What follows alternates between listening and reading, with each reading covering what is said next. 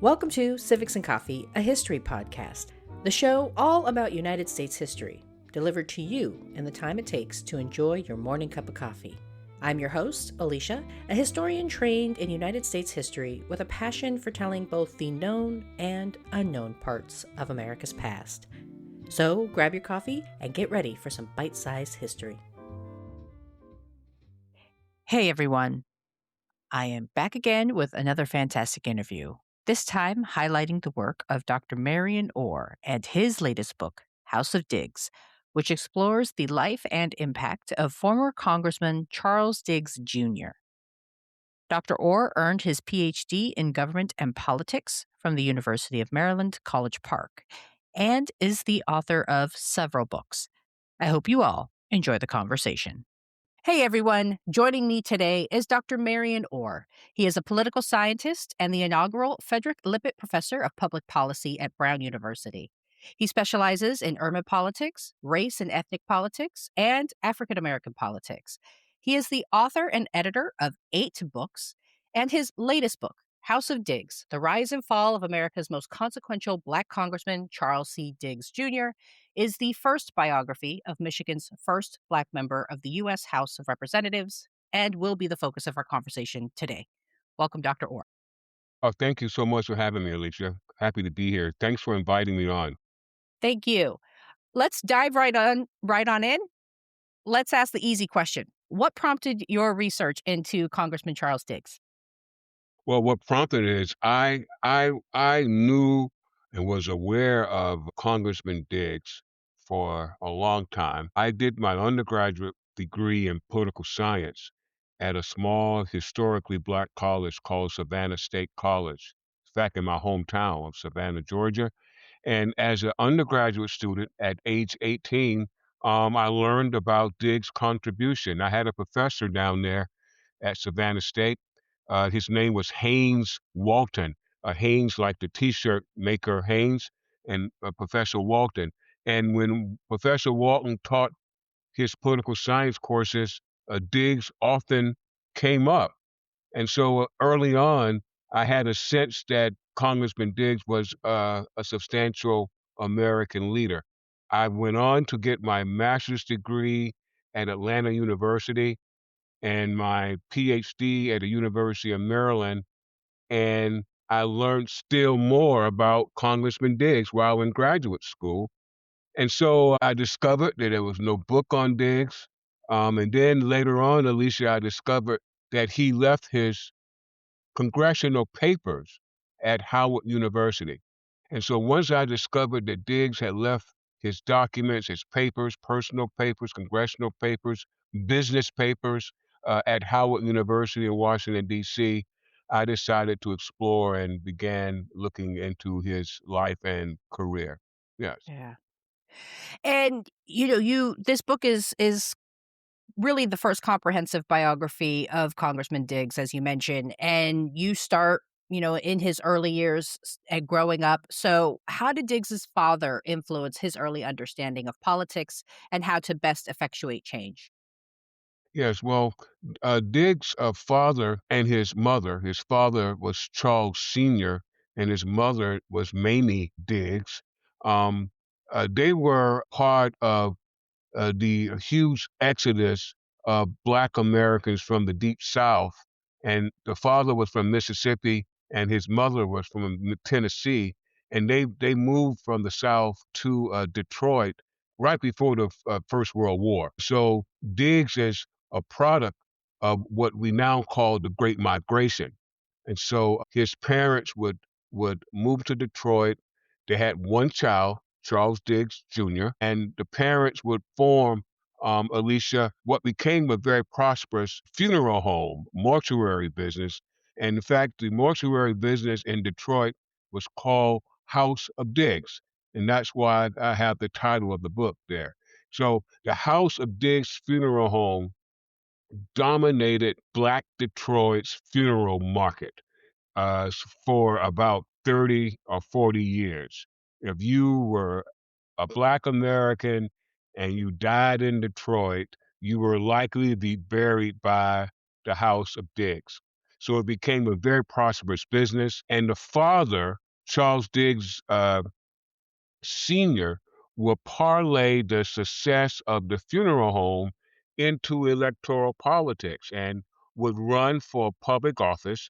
He ran in 1936 for the Michigan State Senate, and Diggs Sr. became the first Black Democrat ever elected to the state legislature there in Michigan. And so Diggs' father would set an example of public service for his only child, his son, Charles Diggs Jr. He was very, very much influenced by his father, the father was a very, very important civic leader who really was involved in almost everything dealing with Black Americans in Detroit from like the 1930s until the 1960s, until his death.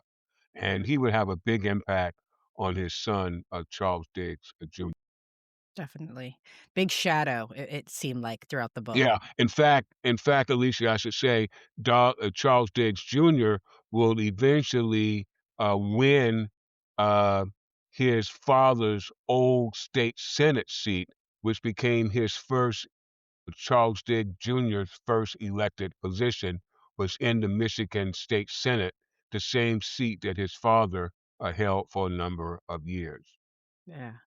And you describe Diggs Jr.'s political approach as one of strategic moderation. So, can you expand on what this is and how it impacted his effectiveness while in Congress? Well, part of that has to do with Diggs Jr.'s upbringing in Detroit and in Michigan, and watching his father, Diggs Sr., build broad-based coalitions with labor leaders, with liberal whites in Detroit and throughout Michigan. So Diggs, as a boy, as a young man, watched blacks and whites mobilize, gain, and share power together. So young Diggs had a real good sense of the values of coalition building as a young man watching his father build these very, very important coalitions in Detroit and, in fact, throughout the state of Michigan. So when Diggs Jr., Congress, in 1955, he gets elected. Charles Diggs Jr. would leave the state Senate and will run after 3 years in the state Senate, become a member of Congress in 1955. And so when he arrives there, his approach to politics, his approach as a legislator was one similar to what his father advanced as a leader in Detroit. That is, building broad-based coalitions. Diggs Jr. understood that because Black Americans were a racial minority and a numerical minority, that is, if Black folk were going to advance civil rights, it had to have a broad coalition of supporters because the numbers weren't there alone to make it happen. And so when Diggs goes into Congress, he practiced what I call a politics of strategic moderation. And what I mean by that, I'm not talking about the moderates the way we describe them today. Today, we Today, politicians call themselves moderates to distinguish themselves from the extreme wings of their parties. They don't want to be seen as too far to the left or too far to the right, and so they say they are moderates. That's not what I'm talking about in the case of Congressman Diggs. Diggs was really coming into office in the 50s and moving along in the 60s and 70s. And what he believed was that you really had to have this broad spectrum of support. And so when I say he practiced strategic moderation, he's trying to build broad-based coalitions. He's able in Congress to work with conservatives. He's able to work with moderates. He's able to work with radicals when necessary to Yeah. build the coalitions he needed to build. So that's what I mean by practicing this this politics of strategic moderation. Let me just add very quickly. In the 50s, 60s, indeed in the 70s, Black Americans were sort of figuring out where we were going in politics. And there were many of us, Black Americans, were still linked to the Republican Party in the 1950s, indeed in the early 1960s, still a sizable number of blacks who cling to the party of Lincoln, because Lincoln freed the slaves, and so blacks had a long attachment to the Republican parties. So in the 50s and 60s, there were some blacks who were saying, we shouldn't put our eggs in one basket, the Democratic Party basket, but we should be in both the Republican and the Democratic Party. At the same time, there were some black radicals who were arguing that black Americans should form their own party, a third party, a black political party. Diggs had a different view. Diggs' view was that blacks had to be a part, at this time, of the Democratic Party because the Democratic Party controlled the Congress. Yeah. And if you were going to advance civil rights in the 50s, in the 60s, in the 70s, and get it through Congress, you had to do it through the Democratic Party. So he was that is, Diggs Jr. was a strong supporter of the Democratic Party, and he used the Democratic Party as a vehicle to get things done. And as you discussed in a previous answer, prior to Diggs Jr. getting to federal office, he was a member of the Michigan state legislature. And so, how did this experience prepare him for that larger role and larger stage once he was in DC? Yes, the research in political science is quite clear and on this, Alicia. Those Congress members who had previous experience as state legislators or perhaps city council members typically are much more effective in Congress than those members who have not had any experience in, let's say, a state legislature. So the 3.5 years that young Charles Diggs Jr. spent in the Michigan legislature really taught him a lot.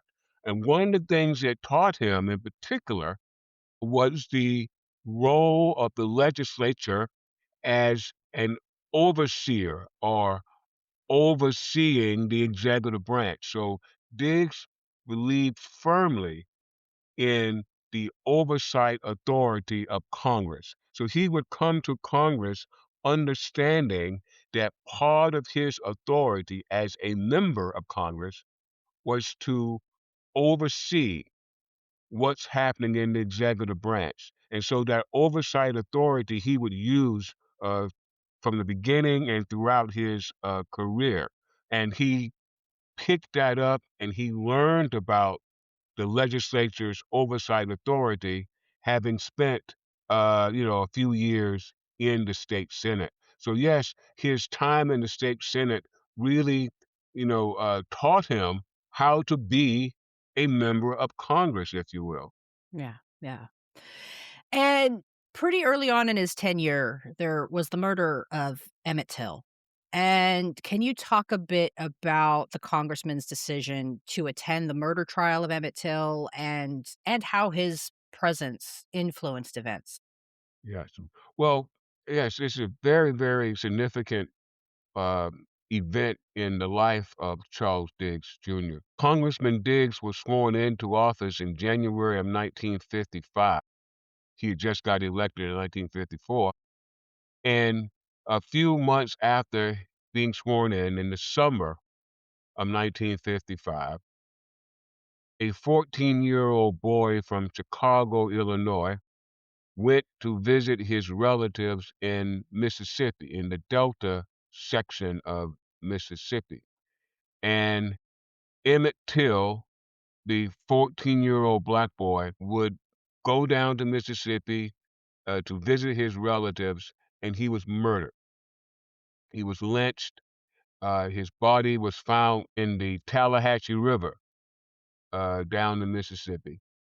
And two white men were arrested and charged for the murder of young Emmett Till. And so they had a trial for the two white men who were arrested in the summer of 1955. And you're right, Alicia. Young Charlie Diggs, who was just 32 years old, if I have my math right, went down to Mississippi as a new member of Congress to observe the trial. He went down there because he had a sense that it would not be a fair trial, and he was right. The two white men were acquitted by the all-white jury. Anyway, Diggs goes down there, and he had a big impact in Mississippi. And I'll tell your listeners real quickly how that played out. First of all, Diggs had a big impact on the black witnesses who ultimately came forward to testify at the trial. Alicia, you and your listeners may not know this, but in 1955, it was a dangerous thing for black people to accuse a white man of murdering a black person. So the witnesses who came forward, ultimately came forward, were very much frightened. But they came forward, and we know from their own account that Diggs had a big impact on them. They told reporters and friends after the trial that seeing Congressman Diggs, seeing the powerful, in their view, powerful black congressman in the courtroom gave them the courage to testify at the trial. That they were afraid and frightened, but seeing him out in the um, in the courtroom gave them the courage to carry out and testify. The second thing that Diggs did here is that his presence elevated the media attention to the trial. The fact that he was a newly elected black congressman attracted media coverage. They were curious about this black this black member of Congress because he's only I've been if I did not say this already, there are only two other blacks in the Congress. So you're talking three black members of Congress. So the media was very, very interested in this new black Congress member. And so they followed the trial closely, but Diggs' presence also elevated the whole question of civil rights and voting rights for blacks in Mississippi and throughout the South. And the third thing that I would say about the Emmett Till trial is that Diggs, by going down there to Mississippi in the summer of 1955, Diggs was sending a signal to America about what kind of Congress member he was going to be. He was newly elected, and people wondered, well, what kind of congressman will this guy be? Well, he was sending a signal that as a member of Congress, although he was elected from Detroit or from Michigan, that he planned to be a congressman for all of Black America. So his presence there sent a strong signal of what kind of Congress member he planned to be. And if you look at his career, you can see just that he was not only a Congress member from Detroit, but he did a lot of things for Americans around the country. In fact, for Black Africans in Africa as well. Yeah. And you can see this early on. After going to the Emmett Till murderer's trial, he the following year goes down to Montgomery, Alabama, to support Dr. King and Rosa Parks and the black folk down there doing the Montgomery bus boycott. And that in 1956 he did that, and that became the beginning of a relationship between Congressman Diggs and uh, and Dr. King. I lay out in the book, Alicia, that Dr. King, Martin Luther King Jr., and Charles Diggs Jr. were very, very close friends. Yeah. And that relationship started when Diggs went down to Alabama in 1956 and and gave Dr. King that he raised in Detroit to support the Montgomery bus boycott. I should say the House of Diggs Funeral Home had a very popular radio program that came on each Sunday. Congressman Diggs was the host of that program for many decades, and he would use the radio program to talk about issues. And on this particular program day, he raised $10,000 and he took it down to Dr. King, and that became the beginning of their relationship. Yeah. Well, and to let's talk a little bit more about this relationship because you really dive into this relationship and you call them a quote potent team at a time of great change. And so I want to give you an opportunity to kind of expand on that. What was it about their relationship and the approaches to the cause of civil rights that made them so formidable? Well, first of all, Diggs was strategically positioned as a member of Congress. And so the relationship between the two would play off one another. For Dr. King, having a relationship with a member of Congress who could, raise issues on the floor of the House about civil rights was a very valuable thing. For Congressman Diggs, who was very, very devoted to trying to change civil rights laws, having a friend and colleague like Dr. King, who had connections throughout the South, gave Diggs avenues in the South that he would not have had he not had those kind of relationships. So for example, when Diggs would go down to speak in Georgia or Louisiana or other parts of the South, he would also always reach out to Dr. King. And Dr. King would tell him, here are the black Southern leaders. If you go to Georgia or you go to Florida, here who you will need to talk to. So it was a formidable relationship. And these two men, who I call brothers in the struggle, because they really worked hard together around civil rights. So, for example, when Dr. King went to Selma, Alabama to mobilize around voting rights, Dr. King wanted to elevate this issue. Dr. King got arrested in Selma, intentionally got arrested, refused to pay the bail because he wanted to stay and elevate this issue. And while in jail, he reached out to Charles Diggs Jr., the Congress member, and he asked Diggs, could he organize a delegation of members of Congress to come to Selma to elevate this voting right campaign? And sure enough, Diggs organized a bipartisan delegation of House members who, in February of 1965, came down to Selma and held meetings with Dr. King and local leaders, and they came and would come back to Washington, D.C., and push President Johnson to pass this 1965 Voting Rights Act. So they were a formidable partnership and friendship that would last until Dr. King was assassinated in April of 1968. Well, and you talked about with Congressman Diggs' decision to attend the Emmett Till trial that he was kind of signaling that he was going to be the congressman for Black Americans throughout the country.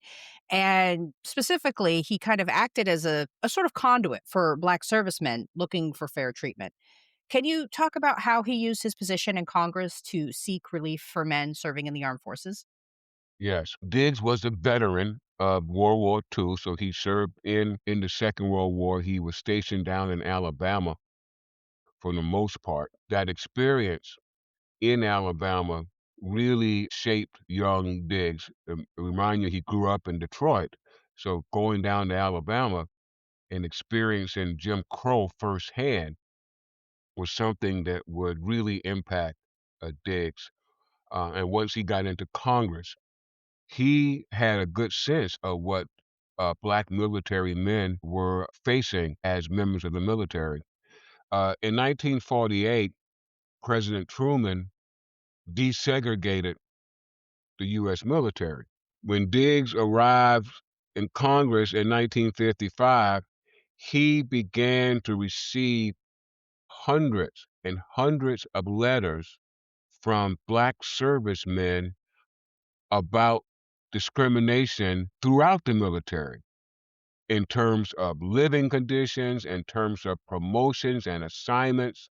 And Diggs would take this on, and he would eventually push the Department of Defense and ultimately President Kennedy to establish a presidential commission to examine the state of racial equality in the U.S. military.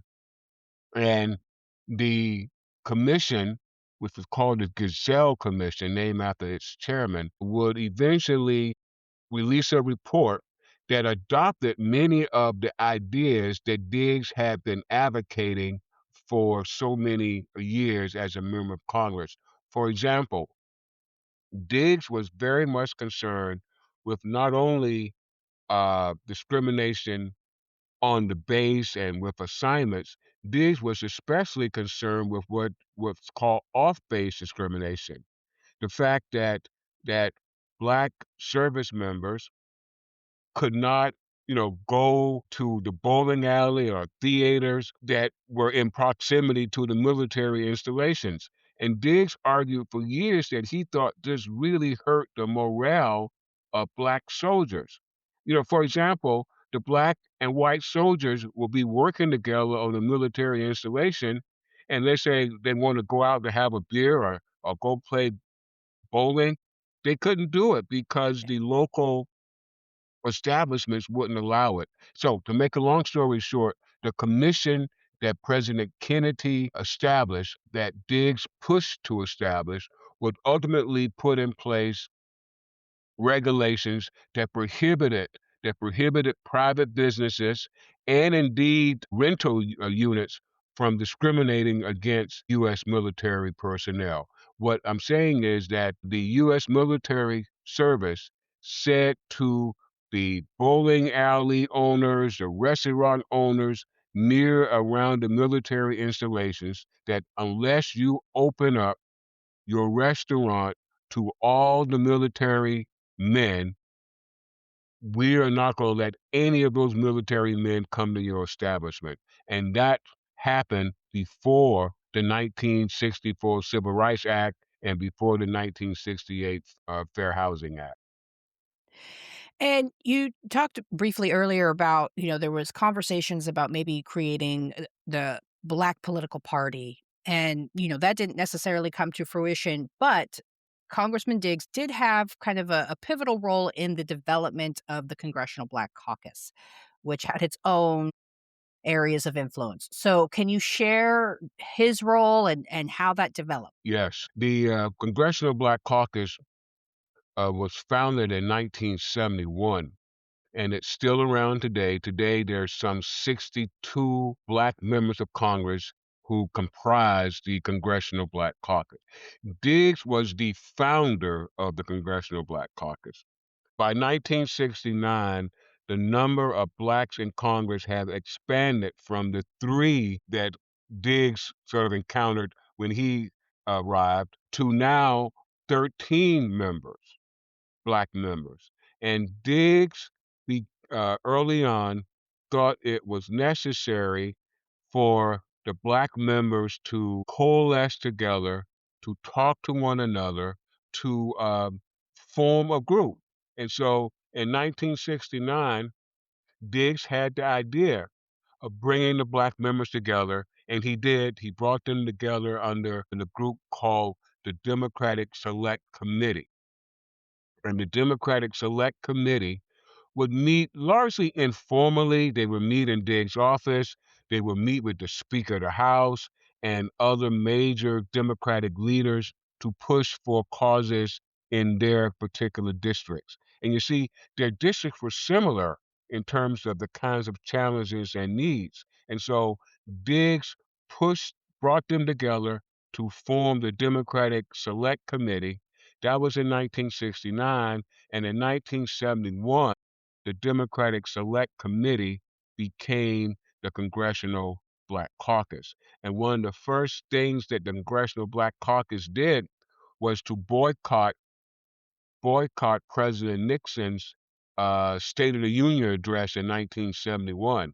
Nixon refused Charles Diggs' request to meet with this newly formed group, the Congressional Black Caucus. And for about a year, there was a standoff between Diggs, the Congressional Black Caucus, and the Nixon White House about this meeting.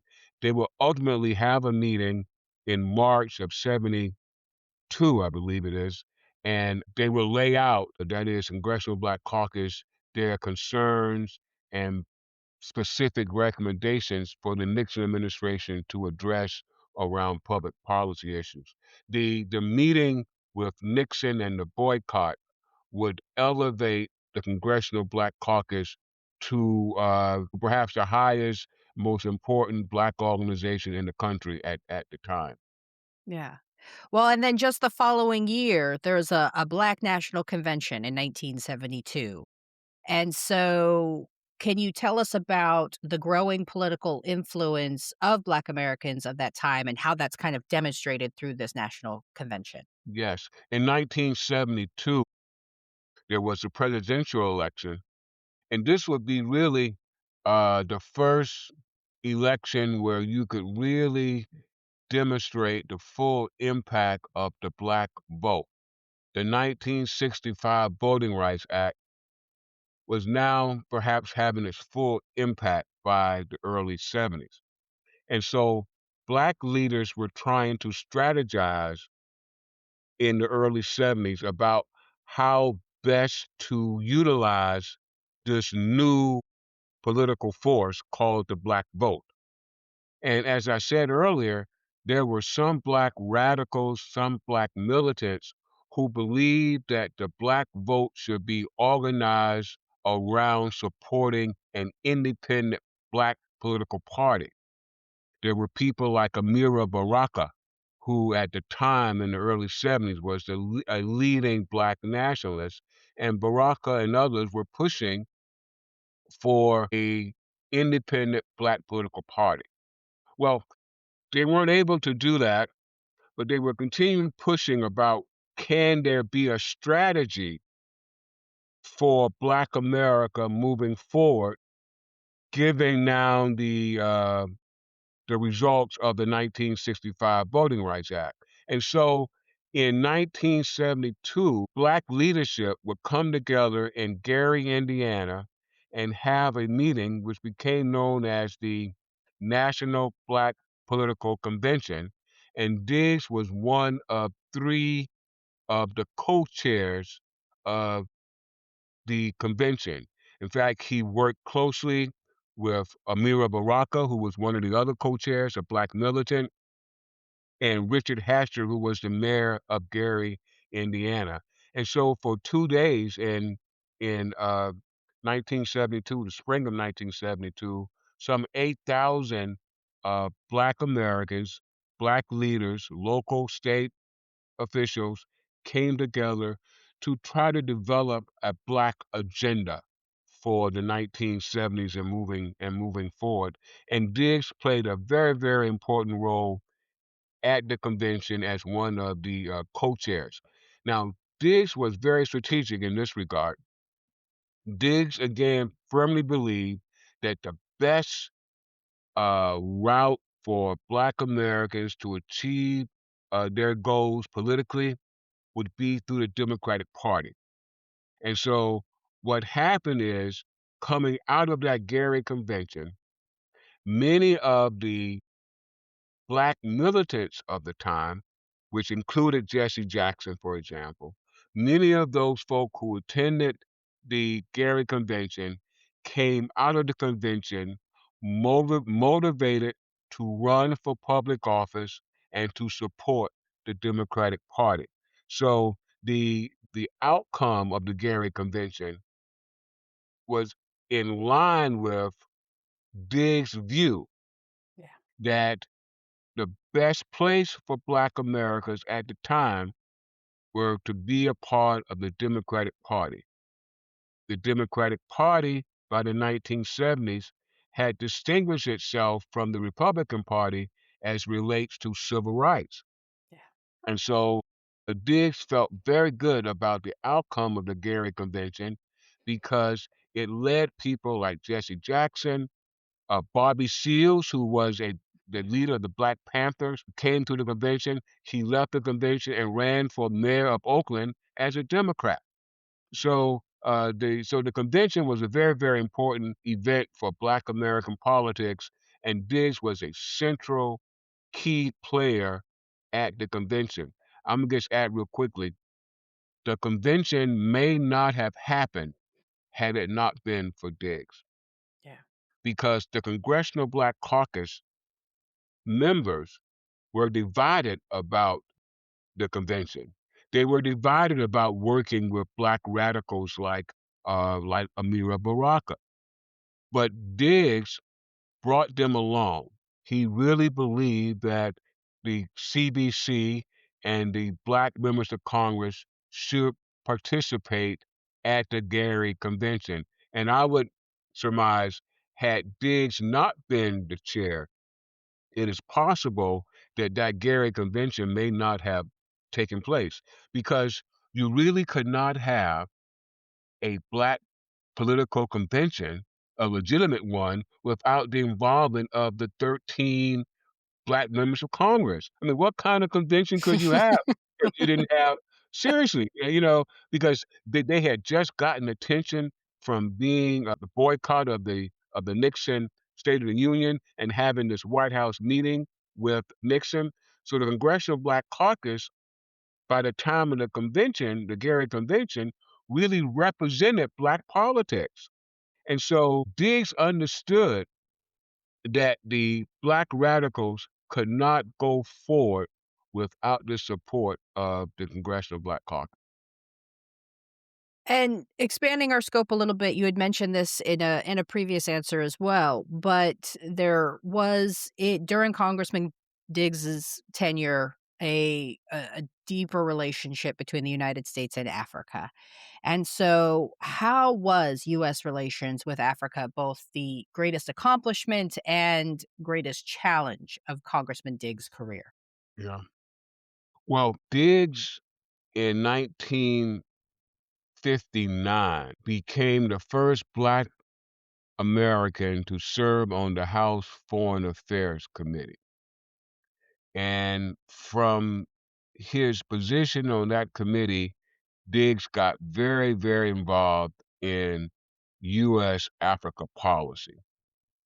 And in fact, Diggs would become known as Mr. Africa because of his interest in Africa. And Diggs was especially concerned with U.S. relationships with the country of South Africa. South Africa had put in place in 1948 a system of apartheid, which gave the white minority superiority and say so over the Black majority. Blacks could not hold positions of authority. They could not vote. They could not supervise whites on the job and these kinds of things. So Diggs would spend his a good part of his career trying to break the bond between the U.S. government and the South African government. Did not want to see our country align with this racist regime in South Africa. And I say it was his greatest challenge and his greatest accomplishment because Democrat and Republican presidents were really trying to maintain a relationship with South Africa because of the Cold War. South Africa's government was strongly anti-communist, and so the U.S. government felt that it was imperative that we align ourselves with South Africa. And so Diggs would spend, a good many of his years in Congress working to awaken America about apartheid. Most people think of the anti-apartheid movement and they think about the 80s and 1990s. Yeah. Diggs was talking about and trying to mobilize around apartheid in the late 50s and early 60s. And in 1969, he would become chair of the subcommittee on Africa, and he would use that chairmanship of that subcommittee to really, really bring to light what was happening down in South Africa. And so it became his a major challenge because he was really fighting against the grain of his party. Both Democrats and Republicans were really willing to keep the bond between our two nations. But ultimately, in the early 90s, 1990, 91, I believe it was, the apartheid regime fell. And in 1994, Nelson Mandela was elected the first black president of South Africa. And Diggs was still alive at the time, and he was very, Okay. very pleased to see that happen. Well, and so despite his many, many accomplishments, Congressman Diggs did run into some trouble in the latter part of his career. So, can you share a bit about these troubles and whether you believe Diggs was treated fairly? In 1978, Diggs was convicted by a federal jury in Washington, D.C. for being involved in a payroll kickback scheme. He violated Congress's rules as relates to staff salaries and the like. And he would ultimately be convicted for this payroll scheme. You asked me whether or not I thought he was fairly treated. Let me say this. It's very clear that Diggs violated Congress's rules in my mind. Now, I'll just add a number of people on Capitol Hill at the time who had positions like Diggs, chairmen of committees and what have you, were violating Congress's rules. And Diggs would maintain that he was selectively prosecuted, largely because he was a black man. But let me add that the ju and I'm not certain that's the case or not, but let me just add that the jury that convicted Diggs was comprised of 11 uh, black men and women and one white person who heard the evidence and convicted him of all 29 charges. Diggs is known, unfortunately, for this downfall, and many people remember him today because of the downfall. But I think that's the wrong approach. Diggs not be remembered for his solely for his downfall. He should be remembered for the stellar Congress member that he was. He really worked hard during his 20, almost 25 years in Congress, and he was a true patriot. And he really wanted this country to live up to its true meanings, to live up to the Constitution and the Declaration of Independence. He was a true patriot who loved his country, but who was also imperfect, who also had some personal challenges. He gambled a lot. He could not seemingly control his spending, and hence he got himself in real trouble. He was desperate. It's not an excuse, but it's an explanation. He was desperate for money. He needed money, and he was in a position in Congress to take advantage of this, you see. But this is not what we should solely remember Charles Diggs about. As my books lay out, Alicia, Mhm. this guy was really, really accomplished. He was really consequential. He Yeah, he changed was. America. He fought for freedom. Diggs fought for freedom on two continents, here in North America in the US, and he fought for freedom in Africa. And so my book is entitled The Rise and Fall of America, subtitle The Rise and Fall of America's Most Consequential Black Congress Member. But we should not remember Diggs solely for the fall. He should also be remembered for the fact that he was a serious policy-oriented Congress member who really took his job very seriously. He really Yeah, did. He was well liked on Capitol Hill. Yeah. I interviewed people who worked with him, and everybody liked this guy. It's Hmm. really amazing. Let me say this, they all were shocked Mhm. when they learned about the payroll kickback scheme. They Yeah. couldn't believe that Charlie Diggs would do something wrong. Mm. That's what they told me. And let me add, many people thought he was independently wealthy because of the, House of Diggs. House of Diggs Funeral Home, and he led them to believe that he was that he was that he was up he couldn't, come to tell people, "You know what? I'm not as wealthy as you believe." And a lot Yeah. of people really thought that he was the recipient of millions of dollars because of the House of Diggs Funeral Home, and hence, when the charges were announced, many people were just shocked. They really Yeah. were. They couldn't Yeah. believe it. Well, and thinking about our current political moment, how does learning about Congressman Diggs really kind of help us understand, contextualize, have better insight into this current moment? Well, here's a Congress member that really took his job seriously. And so what I mean by that is he was persistent. One of the words that I think captured Diggs quite well is persistence. I mean, he was pushing for civil rights, again, going against the grain of many people in Congress, because Congress was controlled by Southern Democrats for many of the decades that Diggs was there in the 50s and 60s. So he had to be persistent. You see that in the case of South Africa, where he's pushing against not only the folk in his party in Congress, but he's also pushing against the presidents who all were trying to keep the bond between South Africa and the U.S. So he was a very persistent kind of leader and Congress member. He also took the oversight role of Congress very seriously.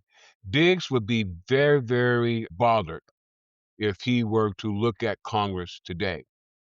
And he would be asking Congress, especially the Republicans who control Congress now, have you forgotten our role about oversight?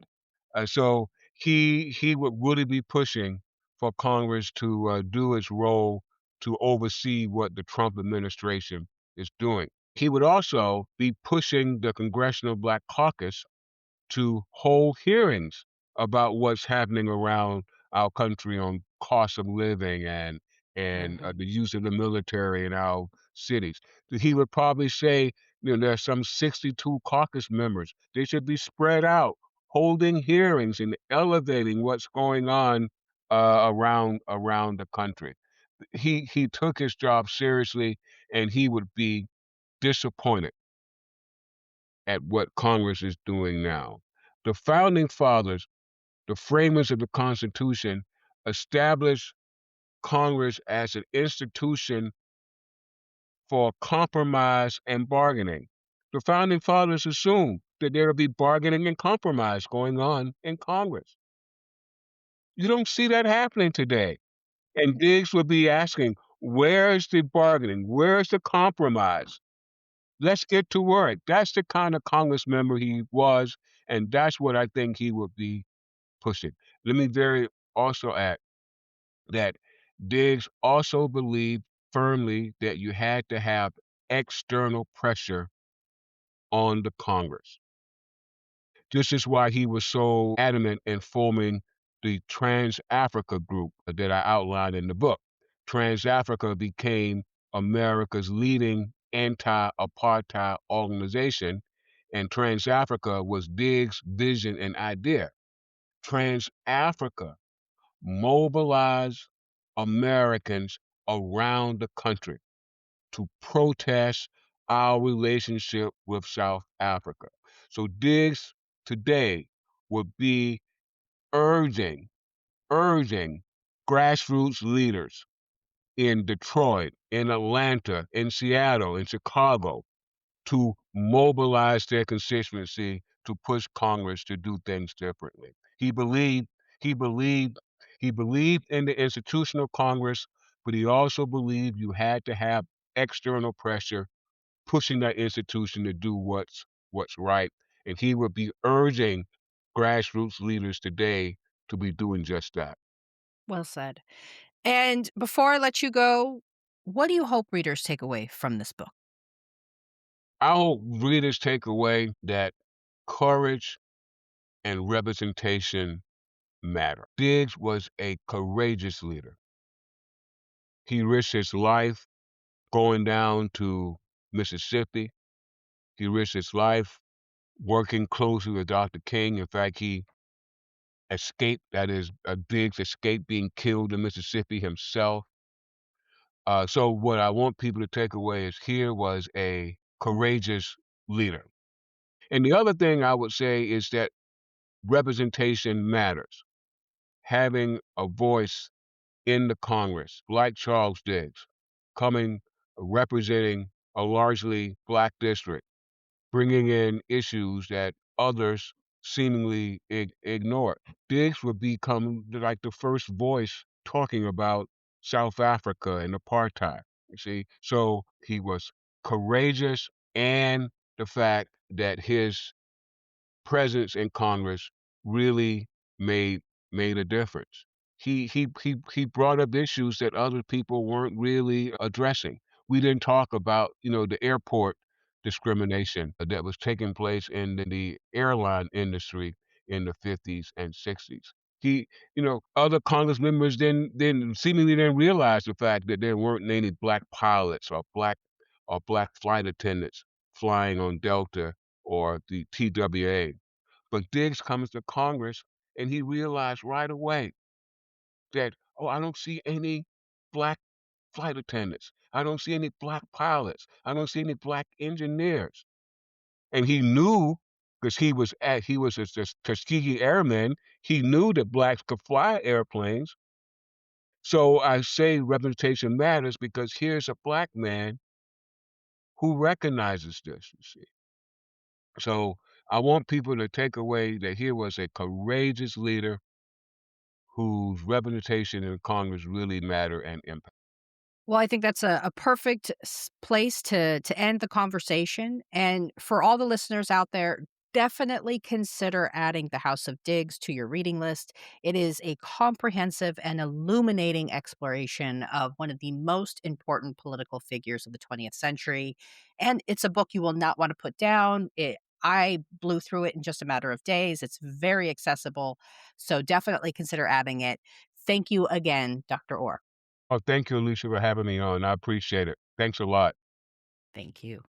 Thank you again to Dr. Orr for spending your time with me. And to the listeners out there, be sure to pick up a copy of House of Diggs. And just a friendly reminder that if you are looking for ways to support the show and support independent bookstores, you can buy a copy of this book, as well as the books of prior guests, on my affiliate shop on bookshop.org. I've included a link in the show notes. Thanks, peeps. I'll see you next time. Thanks for sitting down with me as I explored this chapter of American history. If you liked what you heard, be sure to subscribe and share with your friends.